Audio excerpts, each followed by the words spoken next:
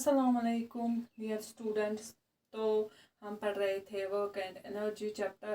कल हमने थोड़ी सी इंट्रोडक्शन दी थी, डेफिनेशन दी थी वर्क की, तो उसी को आज हम फिर से कंटिन्यू करेंगे। कल हम पहुंचे थे यहाँ तक कि हमने कहा था कि work done by a force on a body, तो वो डिपेंड करता है दो फैक्टर्स पे। एक तो होता है magnitude of force and second हमने कहा था, क्या कहा था, distance through which a body moves in the direction of force. तो फिर हम क्या कह सकते हैं, हम यही कह सकते हैं we can now define work as follows.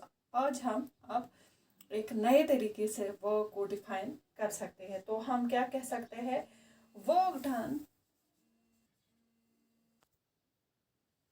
तो work done in moving a body, work done in moving a body is equal to the product of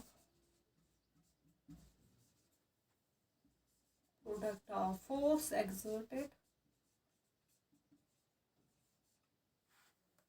exerted on the body and the distance moved by the body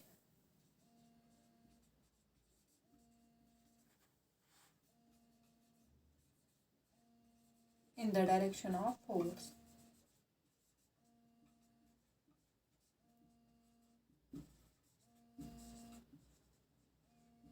And the distance moved by the body in the direction of force.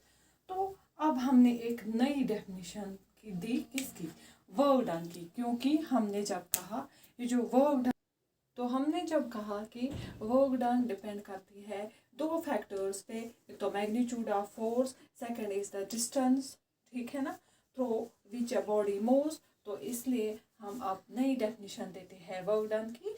Work done in moving a body is equal to the product of force exerted on the body and distance moved by the body in the direction of force, ठीक है ना। तो हम लिख सकते हैं mathematically work done या work is equal, एक तो है फोर्स इनटू क्या लिखेंगे शाबाश, डिस्प्लेसमेंट। मैथमेटिकली वर्क जो होती है वो किसके बराबर होती है, work is equal to force into distance moved, या डिस्प्लेसमेंट भी लिख सकते हैं। यहाँ we can write distance simply, we can write here distance,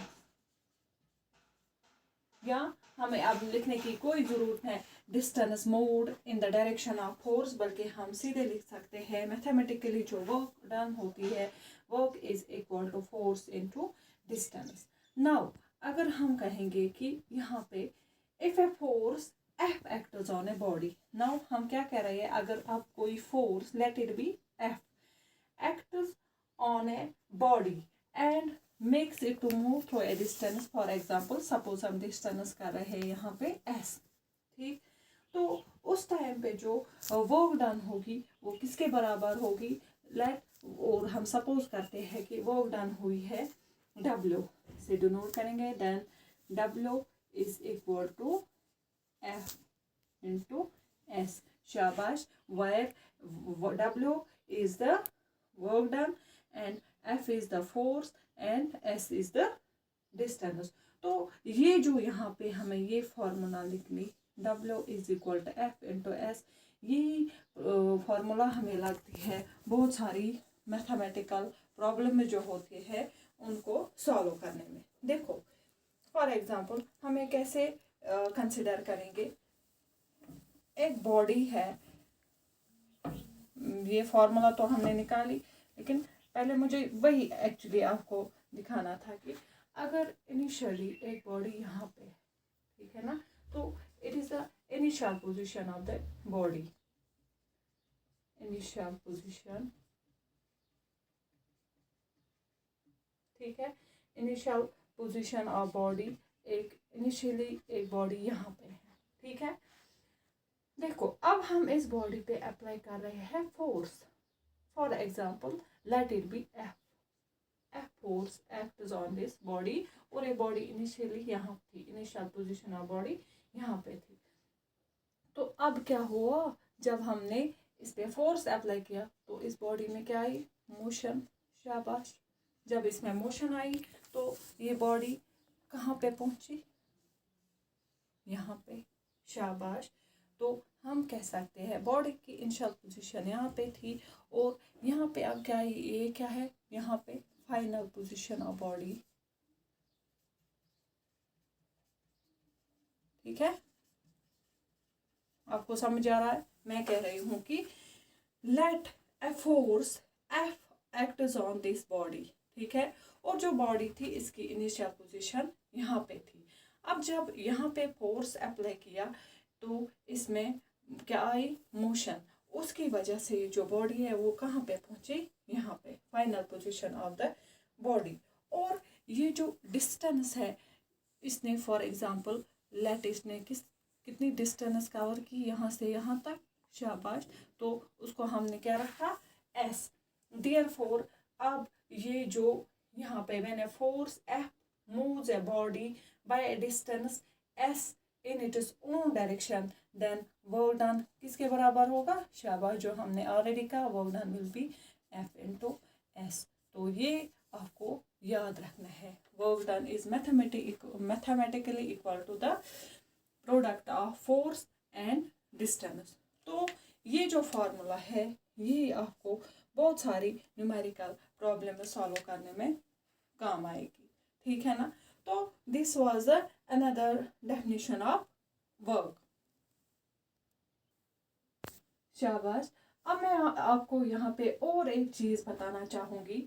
बहुत सारी बुक्स ने लिखा होगा ऐसे, work done is equal to force into displacement, ठीक है। तो आप डिस्प्लेसमेंट लिखो, आप ये भी कह सकते हो फिर work done is equal to the product of force and displacement, ठीक है ना। तो वो भी ठीक है। अगर आप तो यहाँ पे आप दूसरी डेफिनेशन भी बोल सकते हो, work done in moving a body is equal to the product of force and displacement of the body in the direction of force. तो यहाँ पे आप लिख सकते हो work done is equal force into displacement, और you can simply write work done is equal force into distance. चाहे आप डिस्टेंस लिखो या डिस्प्लेसमेंट, तो ये one and the same thing है। तो यहाँ पे आप कंफ्यूज नहीं होना, ठीक है।